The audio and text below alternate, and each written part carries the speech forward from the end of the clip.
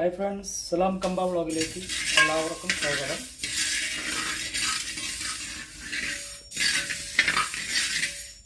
നമ്മൾ മുളകും മല്ലിയും വറുത്ത് പൊടിക്കാൻ പോകുന്നതാണ് കേട്ടോ. അപ്പോൾ വീട്ടിൽ മുളകും മല്ലിയും വറുത്ത് പൊടിക്കുന്ന സമയത്ത് അതിന് കുറച്ച് കറിവേപ്പിലയും പെരിഞ്ചീരവും കൂടെ ചേർത്ത് നമ്മൾ വറുത്ത് പൊടിച്ചു കഴിഞ്ഞാൽ നോൺ വെജൊക്കെ വെക്കുന്ന സമയത്ത് നല്ല ടേസ്റ്റായിട്ടുള്ള കറി നമുക്ക് ലഭിക്കും. അപ്പോൾ ഇതുപോലെ ഒന്ന് ചെയ്ത് നോക്കാം.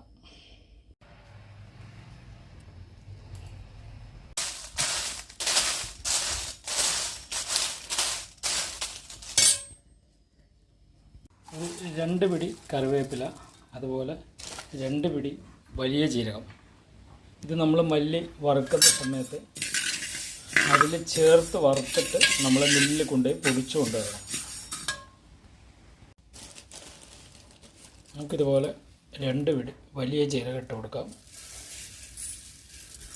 പെരിഞ്ചീരകം രണ്ട് പിടി എടുത്തിട്ടുണ്ട് കേട്ടോ. 1 കിലോയ്ക്കാണ് മാക്സിമം 50 ഗ്രാം മേലെ ഇട്ട് കൊടുക്കേണ്ടി വരും. അപ്പോഴാണ് കറക്റ്റായിട്ടുള്ള ടേസ്റ്റ് കിട്ടുള്ളൂ. പെരിഞ്ചീരകം ഇട്ട് കൊടുത്തു കഴിഞ്ഞു. നമുക്ക് 2 പിടി കറിവേപ്പില കൂടെ ഇട്ട് കൊടുക്കാം.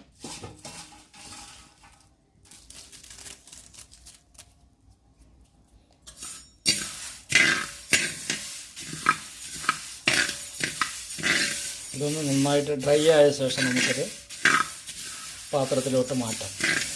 ചൂടാറിയ ശേഷം മില്ലിൽ കൊണ്ടുപോയി പൊടിച്ചു കൊണ്ടുവന്നു കഴിഞ്ഞാൽ നല്ല ടേസ്റ്റി ആയിട്ടുള്ള മല്ലിപ്പൊടി നമുക്ക് കിട്ടും. അപ്പോൾ ഇതുപോലെ എല്ലാവരും ചെയ്ത് നോക്കുക. സലാം കമ്പ വ്ളോഗ് ലൈക്ക് ചെയ്യുക, ഷെയർ ചെയ്യുക, മാക്സിമം കൂട്ടുകാരിലേക്കൊക്കെ എത്തിക്കുക. അടുത്ത വീഡിയോയിൽ കാണുന്നത് വരെ ബായ്.